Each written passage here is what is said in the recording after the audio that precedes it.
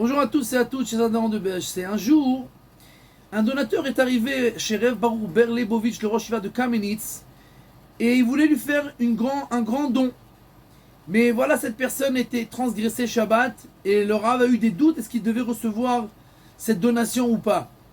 Il est parti voir son Rav Repraim Mibrisk, et Repraim, comme ça, a fait avec la main du côté droit, Alteira Sharbe. Du côté gauche, Altei Tzadik Arbe, ne sois pas un grand mécréant, ne sois pas trop pieux. Et il lui a dit, tu peux recevoir l'argent.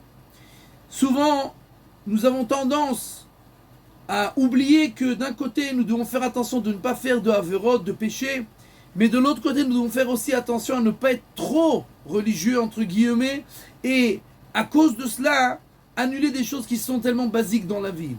Un jour, Rabbi Israël Salanter a vu quelqu'un qui rentrait à la synagogue la veille de Kippour, habillé tout en blanc, qui tremblait devant le jugement qui allait se passer dans quelques instants à Yom Kippour.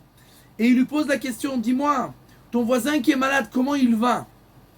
Et la personne était tout à fait ébahie. Comment le Rav lui pose des questions maintenant? Dans quelques secondes, j'ai un jugement, on va me juger, comment j'ai le temps de parler? Il ne lui a pas répondu.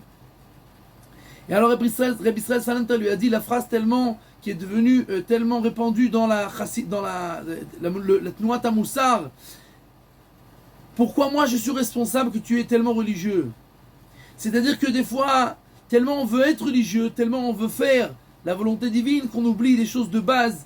Et alors, comme ce même Rabbi Israël Salanter qui a vu une fois quelqu'un qui rentrait à la synagogue et qui courait à sa place à Yom Kippour en marchant sur les pieds des gens, etc. Et il a dit vraiment, il est habillé en blanc, il ressemble à un ange de la mort, puisque il est complètement déboussolé à cause du fait qu'il veut faire la volonté divine.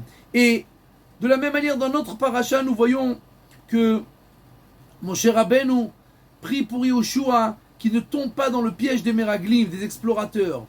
Or, nous savons très bien que Eldad ou Medad, qui étaient des prophètes, avaient déjà dit dans le camp du peuple juif que Moshe Rabbeinu allait décéder et que Yehoshua allait le remplacer et faire rentrer le peuple juif en Eretz Israël.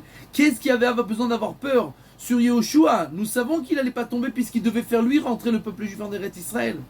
Mais en fait, Moshe Rabbeinu l'a béni de ne pas être trop pieux, trop juste, trop tzaddik, puisque Yehoshua, qui était un bon élève, savait que le jour où il rentrerait en Israël, Moshe Rabbeinu devait décéder. Et alors peut-être qu'il serait rentré dans le piège des Meraglim pour dire non, il ne faut pas rentrer en Eretz Israël, pour que Moshe Rabbeinu reste en vie encore quelques années, et moi c'est pas la peine. Donc il aurait peut-être été trop juste, trop pieux, et Moshe Rabbeinu l'a béni. Ne sois pas trop juste, ne sois pas trop pieux, ne sois pas trop un saint, aux dépens de choses de base que Dieu te demande. Et donc, nous aussi, nous devons nous rappeler, d'un côté, bien entendu, de rien annuler du Shulchan Aruch, de l'autre côté, de ne pas être trop fanatique.